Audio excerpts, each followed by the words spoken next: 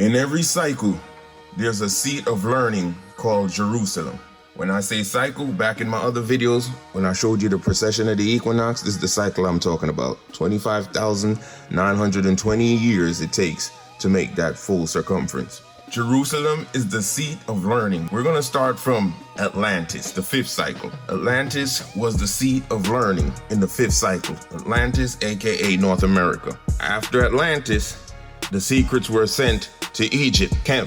That's the sixth cycle. And now it's reverting back to North America, the seventh cycle. When Atlantis was no more, the Atlanteans that were left brought the rest of their secret knowledge to Egypt. They warned the Egyptians, do not give the secrets to the man in the north and the man in the south. The Emerald Tablets of Thoth the Atlantean, translated by Dr. Dorio. Emerald Tablets, Tablet 1. The land of the hairy barbarians is the land now known as Egypt. Kem was first the seat of learning, established by the Atlanteans. From there later they send emissaries to other barbarous tribes in different parts of the earth's surface. Emerald Tablets, Tablet 1. Betray not my secrets to the men from the north and the men of the south, lest my curse fall upon ye. Remember and heed my words, for surety I will return again and require of thee that which ye guard. Who are the men of the north and the men of the south? Noah had 3 sons, Japheth of the north, Shem at the equator, and Ham at the south. Japheth had the palest skin, Shem of dark skin, Ham of darkest or darker skin. So Shem, where we get the word Semite, Shemite, Shem was the Hebrew of the Israelites. Not the Hebrew of the Israelites we know today, the ones we call Ashkenaz. They are from the line of Japheth. Genesis 10 and 2, the sons of Japheth, Gomer, Magog, Madai, Javan,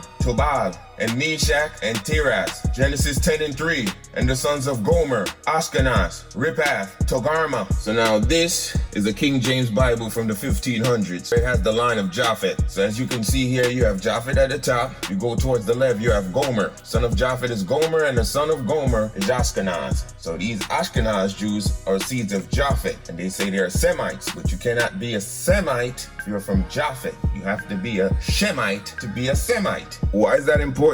For far too long, we've been reading the Bible and we're not putting the right characters in their place. If you read the Bible and you don't know who the characters are, who the Lord is speaking to, because the Lord says he's speaking to a set of people who he gave these secrets to. There's many times in the Bible he's not talking to everybody. He's speaking to a set of people, which he gave these secrets to. So we have to put the characters in their right place.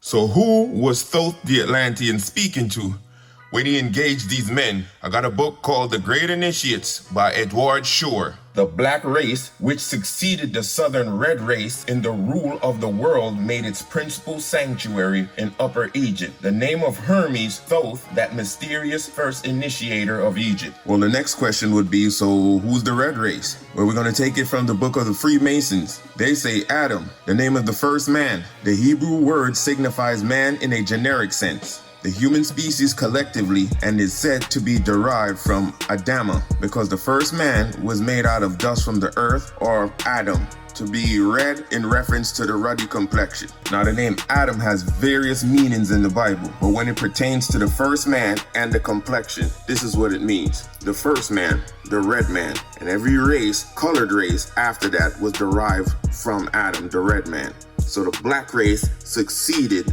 Adam. And that same race, that black race, was given the secrets from Thoth the Atlantean. I'm making sure I don't leave any wiggle room. So I don't need anyone's opinions about how they feel or what they learned in school, because all we deal with here is the facts. And the facts is that the Hebrew race was the black race, and they were the one that obtained this knowledge at this point in time. All right, so Israel breaks a covenant and now is scattered in 4 corners of the earth. Deuteronomy 4, verse 27, and the Lord shall scatter you among the nations, and ye shall be left in a number among the heathen, whither the Lord shall lead you. Deuteronomy 32 and 26, I said I would scatter them into the corners. I would make the remembrance of them to cease among men. Testament of Asher, chapter 3, you will be scattered to the 4 corners of the earth. In the dispersion, you will be regarded as worthless. Anytime you hear earth, 90% of the time in the Bible, they're talking about America. I'll explain that a little bit later in the lecture. But this description does not describe the Jews that we know today.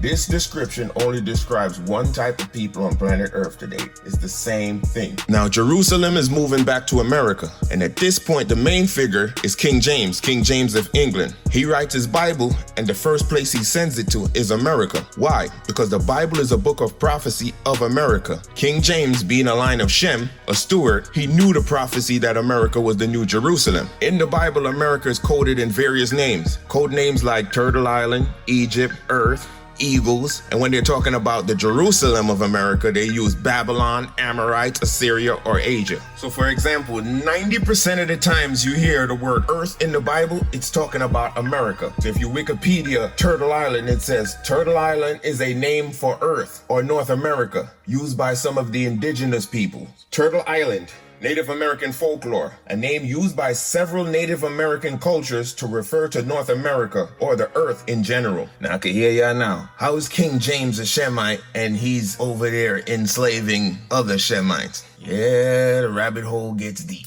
But we're not going to deal with that today. We're trying to deal with the timeline, the 430 years, the 400 years of servitude, and the 30 years of destruction and restoration, and how we got to this number. The marker here is 1619, and that 10-year time or disparity is already taken into account. Why is 1619 important? The Father works with laws. 1619 is the first legal system put in place by the government, King James government of England, to govern the natives. So this is the order of exercises and addresses at the celebration of the 300th anniversary of the first lawmaking body on the Western Hemisphere. These boys is partying. What date was this? July 30th, 1619. This is leading up to August 1st, 1619, when they finalized this law. Yeah, so this right here is describing the law that's being passed, basically saying how they're going to change the Indians to the Hebrews, religion to Christianity, etc., etc. You guys can read that on your own.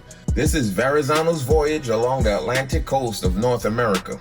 1524. He's supposed to be the first one that came in contact with these indigenous Hebrews, right?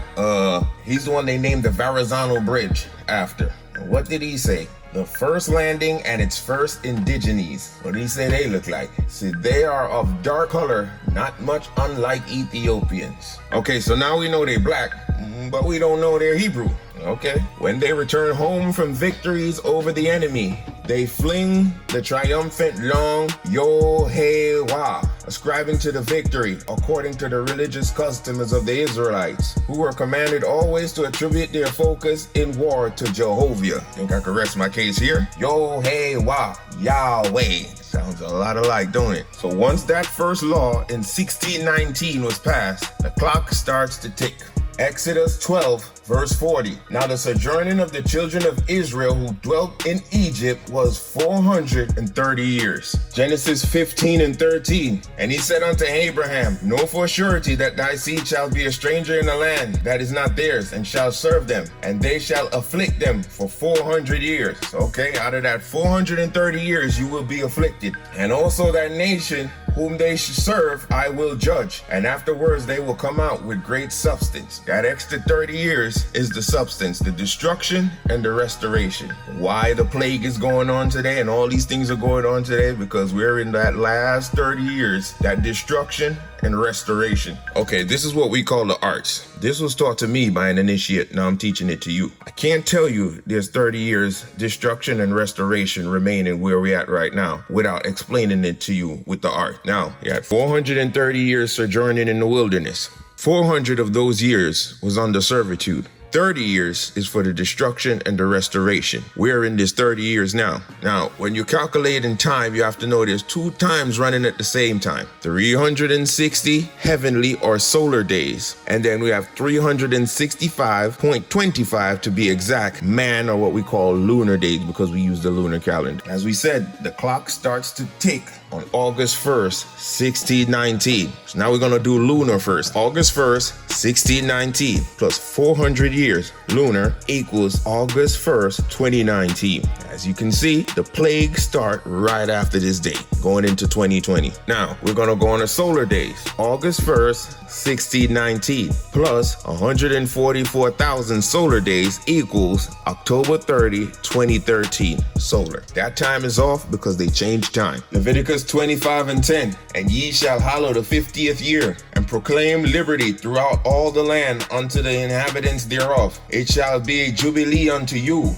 and ye shall return every man unto his possession, and ye shall return every man unto his family. So every jubilee is almost like if someone was indebted to you. You had up until 50 years to return the person of his possession. The same thing was supposed to happen with the indentured slaves in slavery. Every 50 years, they were supposed to let the slaves go, or the indentured servants go, and give them what was due to them and return them unto their families. But they didn't do that. The golden ratio, cosmic rate of growth. Anything the Father made has a spark date. And this number, 1.618, can find that spark date. 50 years is a jubilee. Multiply that by 360 days, solar days, equals 18,000 days. That 18,000 days now is divided by the golden ratio. 1.618 equals 11,124.8 days. We're using a lunar calendar, so now we have to convert it. 11,124.8 days divided by 365.25 lunar days, which is equal to 30 years. So that's what the Bible meant about the 430 years. 430 years in the wilderness, sojourning, 400 years of servitude,